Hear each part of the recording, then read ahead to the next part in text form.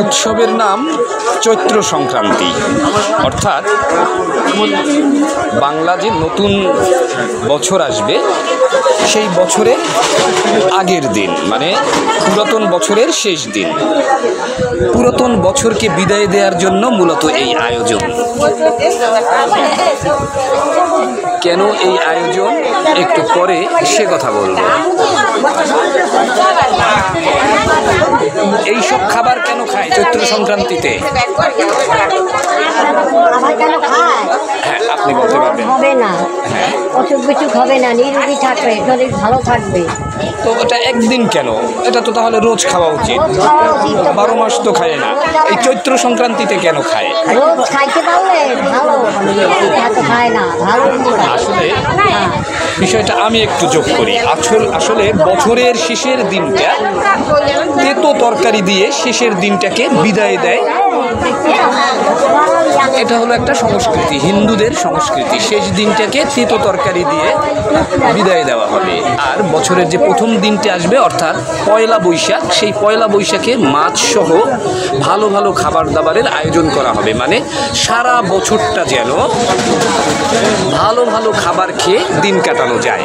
আর ওই যে রবীন্দ্রনাথ বলেছিলেন যে বছরের আবর্জনা, সেই বছরের আবর্জনা পরিষ্কার করার মতোই আসলে তেতো তরকারি দিয়ে বছরকে বিদায় দেওয়ার আয়োজন চলে। এই যে আরেকটা একেবারে হারানো জিনিস দেখাচ্ছি, এটা হলো বেত। এই বেত কিন্তু এখন আর পাওয়া যায় না। এই বেতটাও তেতো লাগে, বেতের ভর্তাও খাওয়া হবে। আর এই যে সাতমিশালি খাবার খাওয়ানো হবে, তার মধ্যেও কিন্তু দেওয়া হবে এই বেত। এই প্যাকেজ দেবে কে? প্যাকেজ কত? মানে এই যে এই বিভিন্ন রকম তরকারি 20 টাকা। ও, আর উনি কত বিক্রি করে? আপনি কত বিক্রি করেন? আপনি কত বিক্রি করেন এগুলা সব মিলাইয়া? হ্যাঁ, 30 টাকা।